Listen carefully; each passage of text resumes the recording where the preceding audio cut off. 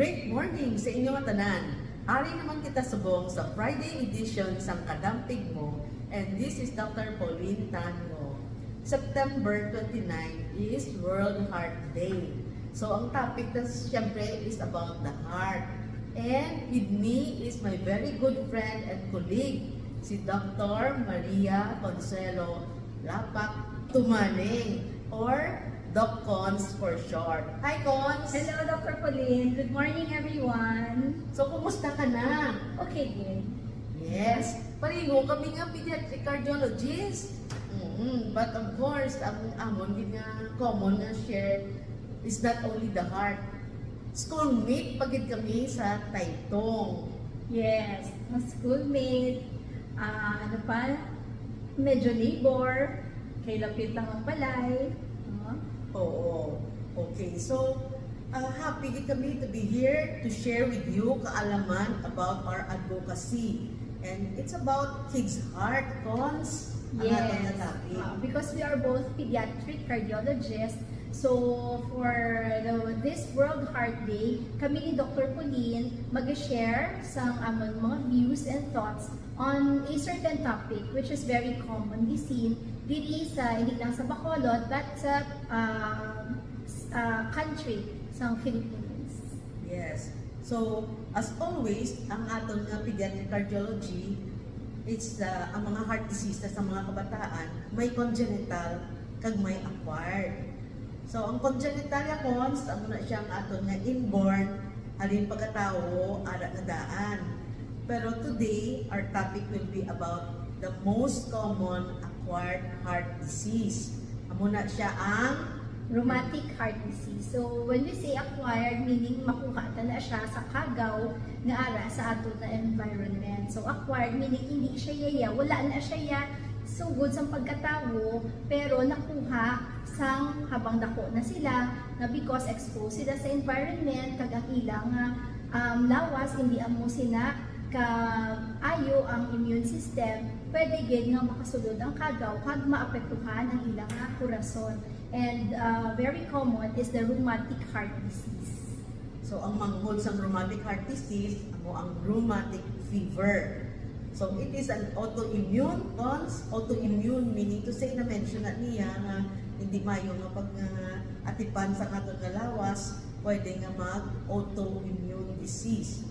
So, ang ginsugudan siling mo sa environment, sa isang bakterya, ang tawag na sa bakterya is siya group A nga Streptococcus.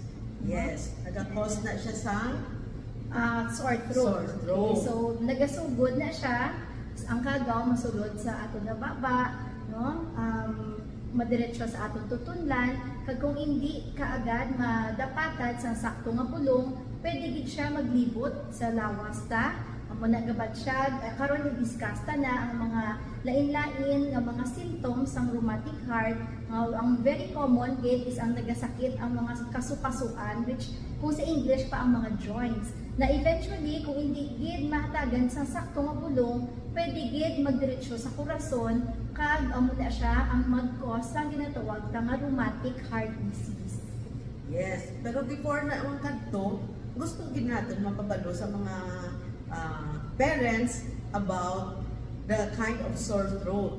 Kaya ang sore throat, pwede man siya viral, Pwede man bacterial. correct. So, how do we differentiate bacterial from viral cons? Paano na naman differentiate? Usually, kung mga naghahatag kami lectures no, sa mga medical students or sa mga doktor, may ara kami na isang picture, ang ginatawag na muna ng beefy red appearance, no, sang aton nga tonsils. No? So, kung bacterial na siya, nagpula katama, tapos inang may na yun na siya yan. No? So, isa na siya ka very common nga characteristic. No? Tapos, ang hilanat nga nagasaka panaog, nga hindi gid matapnaan hasta nga hindi mahatagan sa insakto gid nga antibiotic.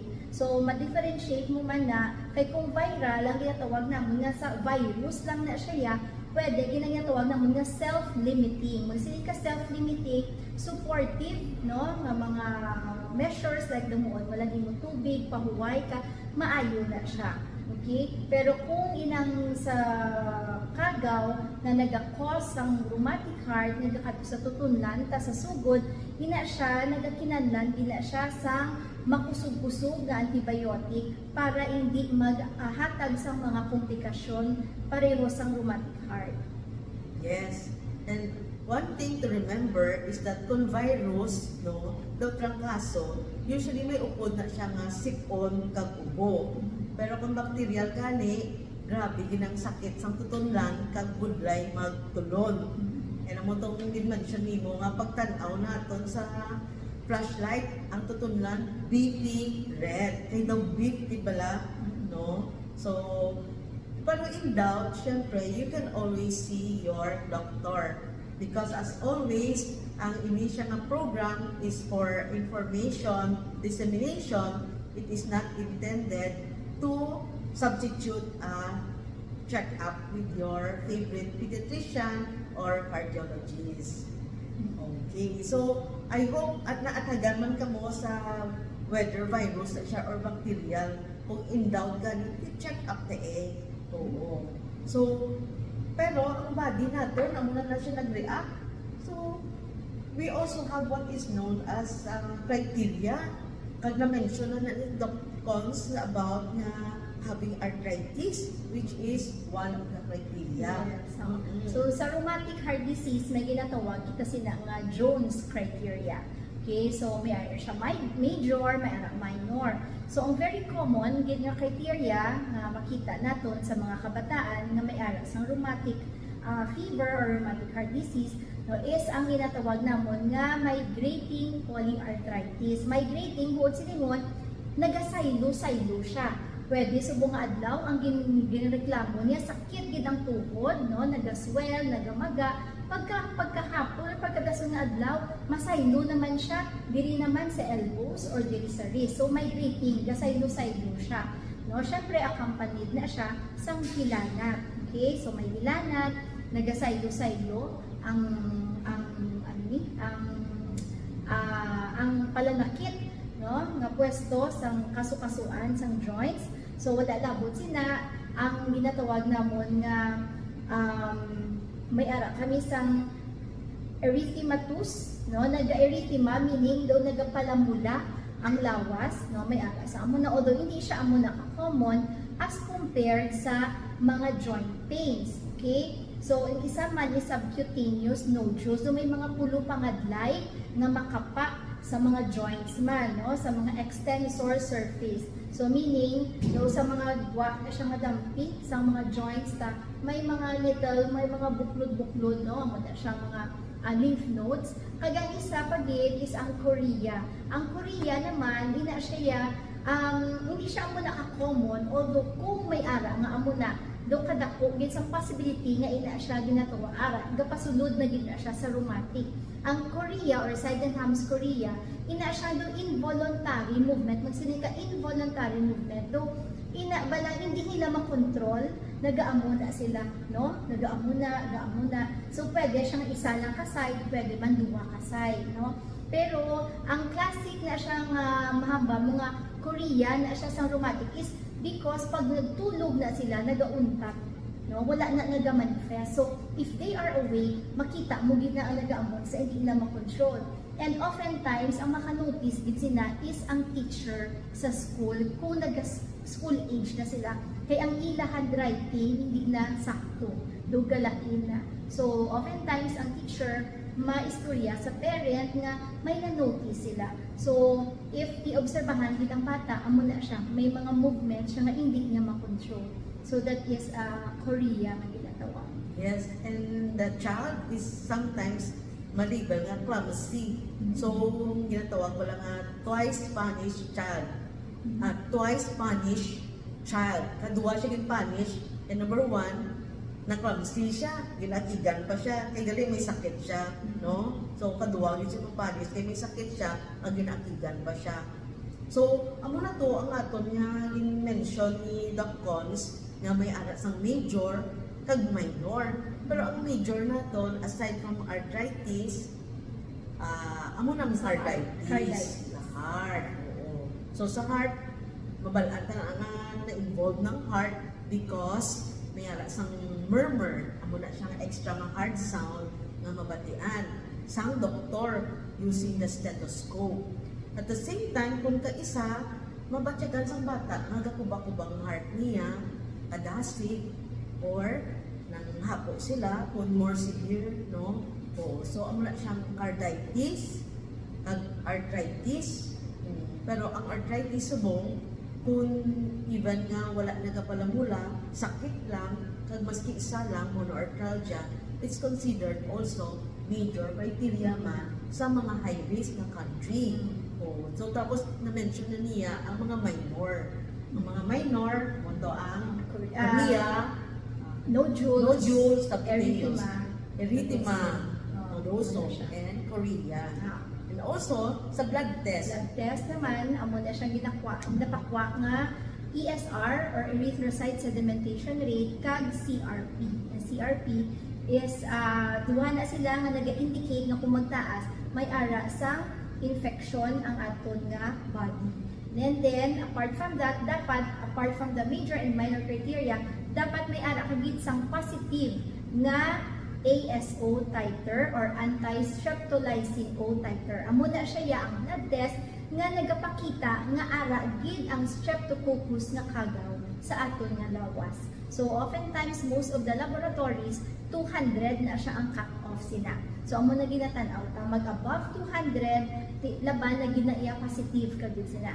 Kung less than 200 daw hindi na siya sang streptococcus. So amo na siya ang mga ginatan-aw gid sa mga doctors nga mga guidelines, no, para magsiling kami nga ini nga pasyente may ara sang rheumatic fever or rheumatic heart disease.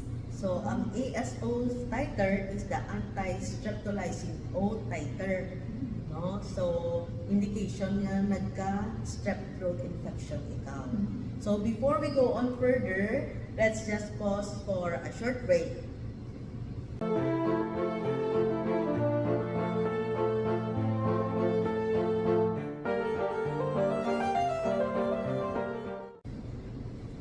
Welcome back to the second half of Kadampig Mo. And today, with me is my good friend, Dr. Cons, no, for short. And ang amon nga gina-discuss is about the acquired heart disease na rheumatic fever, rheumatic heart disease. So, do you like the place, Cons? Yes. Grabe, isang place, no? This is a new place here in Bacolod, no? So this is Saido Japanese Cuisine and Restaurant. No? They just opened very recently lang, and they are here located in just at 65th Hotel, just beside Splash Park, no? And across the new government center. Very nice Japanese restaurant here. So shout out to nga akong friend, si Therese. She's the owner of this place, and she has allowed us to use this for our interview para malain naman ko no ang aton nga environment. So back to the topic, Cons. Kung how is rheumatic fever, rheumatic heart disease diagnosed? So usually when the patient comes to our clinic, we always get a complete history. Saan siya nagsugod, ano ang mga symptoms. So usually, namigid kung ara ang parents, ang mga upod gid sa balay na kakita gid kung ano ang sequential events nga natabo sa bata. Iti very crucial man na para sa amon nga mga doctors nga mabalaan gid kung ano ang sunod-sunod nga nagkalatabo.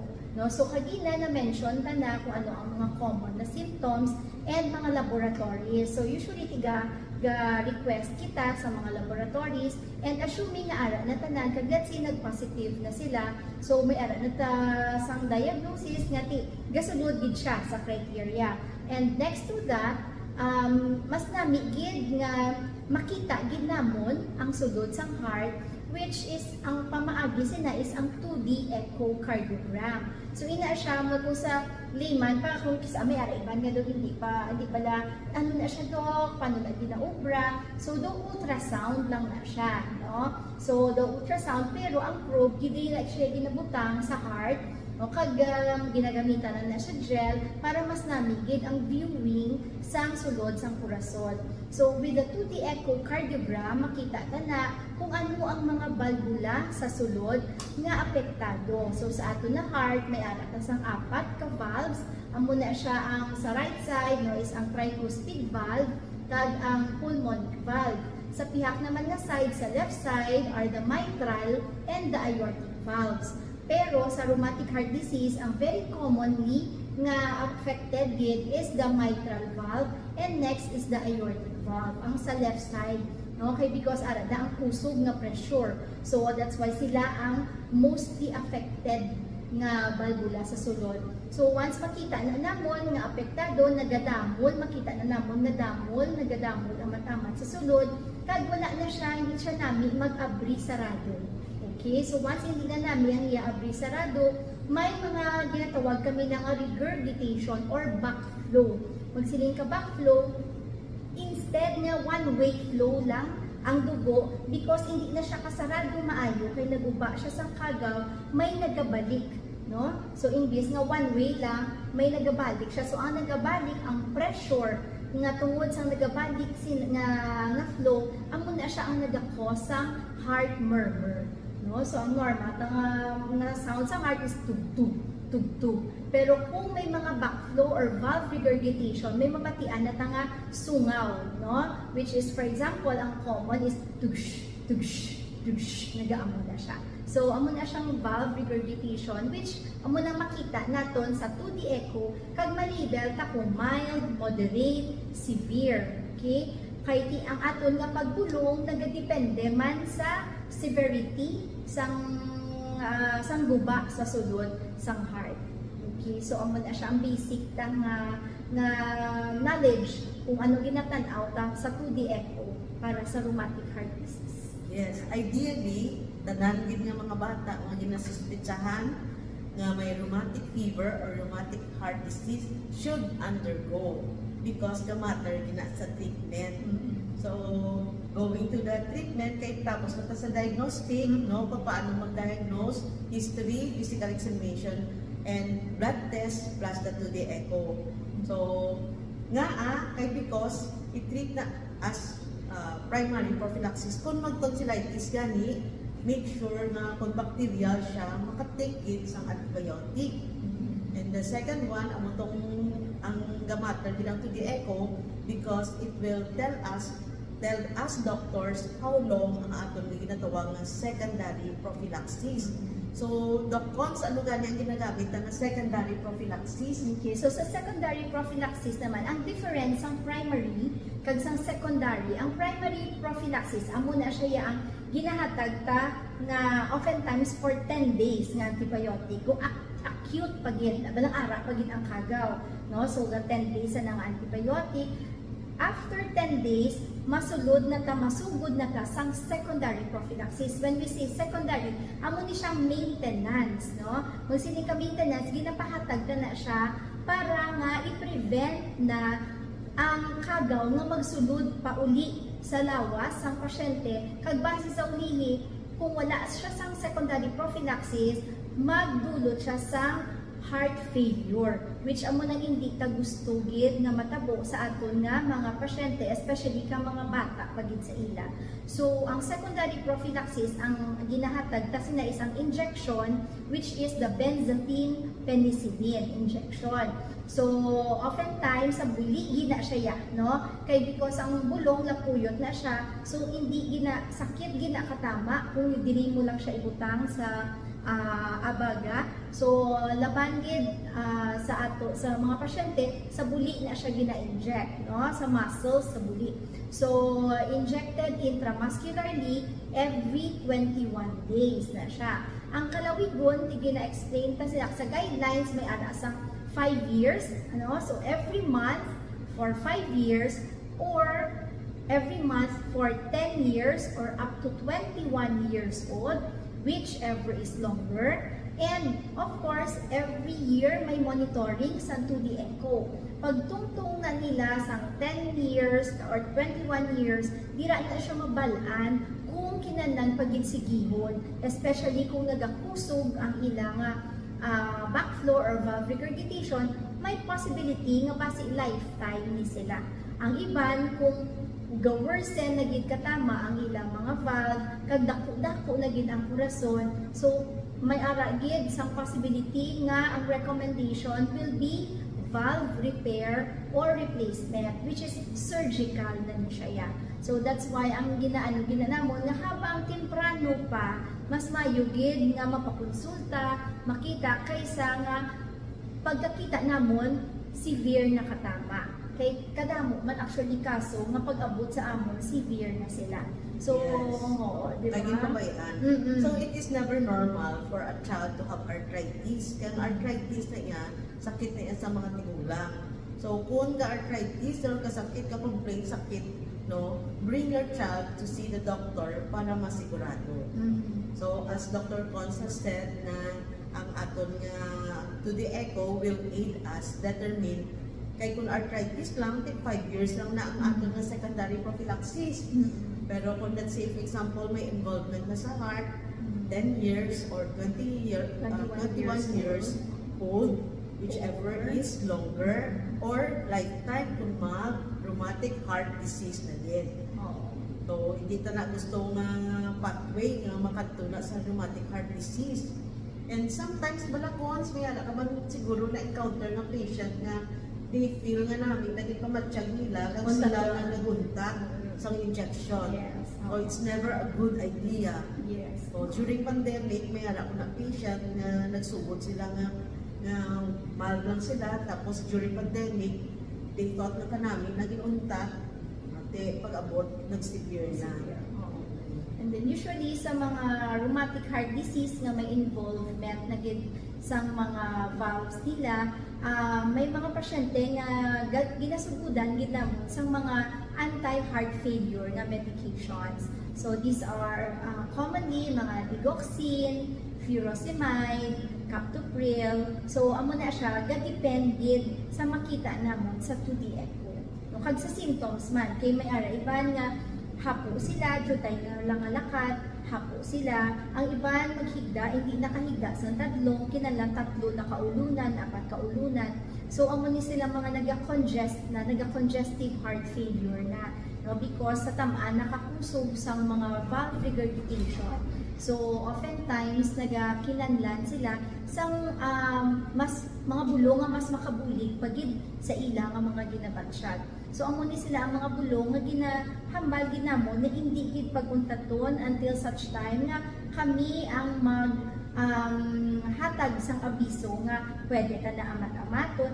Kay usually ang mga basta nagainom ni sila sang amo ni nga bulong, ang ilag nga pamatsyag amat-amat nami, no? Kung gina-explain ko na permi sa parents, pareho lang na nga kung nagapaligo ka sa swimming pool, no, or sa suba, may salbabida ka. Okay? Na iya hindi ka kabalo maglamoy, no? Pero once kaksun mo ng salbabida, kaksun mo mga maintenance, madagdag ka din. So ang muna siya ka-importante sa mga maintenance meds. May harapan niya iban nga sa sige nila inom, tapos magsige kami na monitor, nag-improve man. So amat-amat, gina-taper down man na sila namon. Ang hindi lang din namon, ma-taper down, it is ang secondary prophylaxis nga antibiotic, kaya inaiya kinalan tapos soon tagid na siya, or else magiging vulnerable na naman ang lawas sa kagaw. Muna siya. Yes. Very important na. So, in case na allergic sila sa benzathine penicillin, may ara man na actually alternative which is oral. So, just make sure na you go to your friendly cardiologist para ma-advisean ka mo. So, at your service is Dr. Cons Rapak Tumaning, Dr. Pauline Tango. Kaya pagit kami sa kagwapo ng cardiologist, si Dr. Judah Gozar. Wala di siya subong, pero you can also see him kay one day, i-invite naman na siya namon para mag-discuss. So, I think that is more or less an overview of rheumatic fever, rheumatic heart disease. No, I hope nga nakatuon ka mo sa among duwa ni Doc Cons. No, so anyway, if you have question or in doubt, so bisita lang ka mo either sa among tatlo. So any last words, Cons? Always remember that an ounce of prevention is Better than cure. Yes. Yes. So, prevent tagid, no? So, sugod pa lang. So, dapat oral hygiene. Okay? So, that's very, very effective way to protect ourselves. So, oral hygiene means basic toothbrushing. So, as early as ang gina-advise sa mga dentist, ganito, no? Infants, 1-year-old, 2-year-old, start na gina ang habit of brushing teeth. And also, healthy diet. No? Healthy diet. Good, especially yung mga sweets, no? Kapin pa sa kabataan. So, isa gina nga nag-produce man sa mga cavities sa ilang nga teeth. And eventually, ang inaabalang sweets sa throat, nasadyahan, ginadaang kagaw. So, isa gina siya ka-reason kung nga sa mga kabataan, dasig mag-sore throat. So, kung hindi tagid maigitaran nga mapakaot ta sila sa mga tamis, so always give water and then brush teeth gid regularly. Kay kinahanglan matinduan ginada kay dira gid gasugod ang damo nga diseases brought sa mga kagaw. And of course, we don't want them to develop that habit of liking ultra-processed food. That's why even when they are young, make sure you introduce whole and nutritious food instead of UPF or ultra-processed food. Well, nag-abot na gid nga, tapos na gid ang abot nga time. And I hope that I can invite Dr. Saliwat for another session like this. Well, take care and God bless. Thank you, Tita Pao. Okay.